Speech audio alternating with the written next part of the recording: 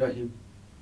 पाकिस्तान में रोज़ सूरत हाल तब्दील होती है और इस बदलती हुई सूरत हाल में हमें पता नहीं चलता कि कौन सी नई चीज़ बाहर आ जाए, कौन सा नया इंकशाफ हमारे सामने आ खड़ा हो, कौन सा पहाड़ ज़मीन बोस हो जाए और कौन सी ज़मीन पहाड़ बन जाए।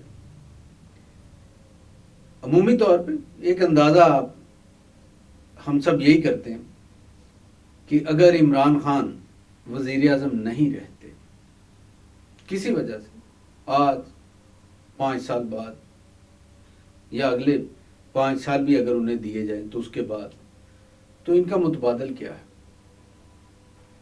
मुतबादल सोच लिया गया। मैं फिर कह रहा हूँ, मुतबादल सोच लिया गया और वो लाजमी नहीं कि इमरान खान को हटाने के बाद ही आए। ये एक जमहूरी प्रोसेस के तौर पे भी उनका एक मुतबादल हो सकता है। लेकिन अगर ऐसा है तो क्या हमारी जो नई एक अपोजिशन की सफ़ है वो मुतबादल इसमें खड़ा दिखाई देता है हमें? मुझे जो मालूमात मुयस्सर हैं उनके मुताबिक मौजूदा अपोजिशन में से वो नहीं है। वो कौन है? वो जब आएगा तो मेरी इत्तला के मुताबिक 1973 का आइन तब्दील हो चुका होगा। ये आइन इस शक्ल में नहीं होगा जिस शक्ल में हम देख रहे हैं।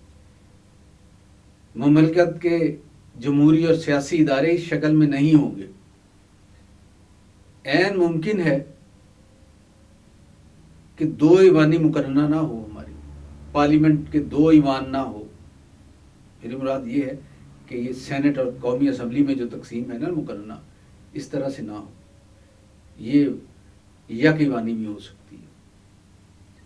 इस आइन के तहत जिन तबकात को मुसलसल नज़रअंदाज किया गया है वो ताकतवर बना दिए जाएंगे और जो तबकात पिछले 73 साल से मुल्क चलाने के नाम पे लूट खसूट जारी रखे हुए हैं, अपना कब्जा रखे हुए हैं और वसाइल पे तसल्लुत जुमाए बैठे हैं, ये सूरत हाल तब्दील हो जाएगी।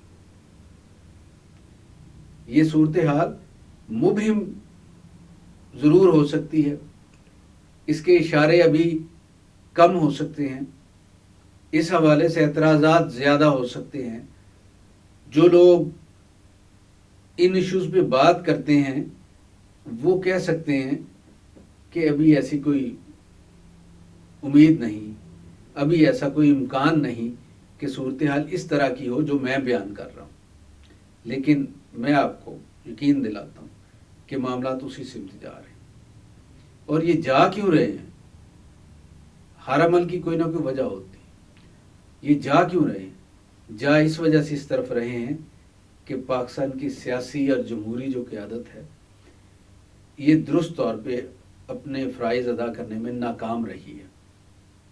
ये अपना काम नहीं कर सकी। एक आइन बनाया, आइन के तहत हर इदारे का, हर जिम्मेदार का एक दायरा एक कार है और उस दायरा कार के अंदर रह के उसने अपना काम करना है। उस पे कुछ फ़राइज़ हैं और कुछ उसके इख्तियारात हैं।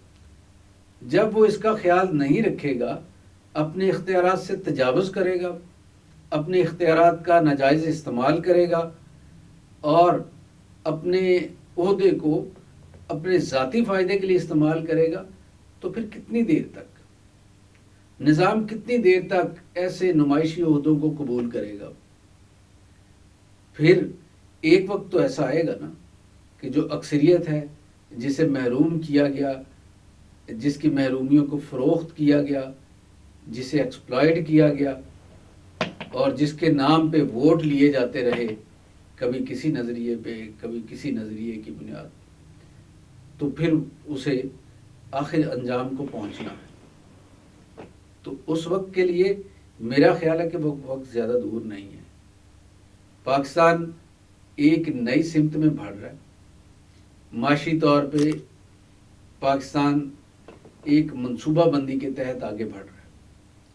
اسی طرح سے داخلی طور پہ وہ گروہ جو پاکستان میں انتشار کا باعث بنتے رہے ہیں، اس میں تشدد پسند کالعدم تنظیمیں بھی ہیں اور سیاسی کردار ادا کرنے والی جماعتیں بھی ہیں، ان سب کو آپ ذرا دیکھیے، نظر دوڑائیے، جائزہ لیجئے کہ پچھلے 2-3 سال کے اندر ان کی حیثیت، ان کا اثر و رسوخ کم ہوا ہے یا بڑھا ہے۔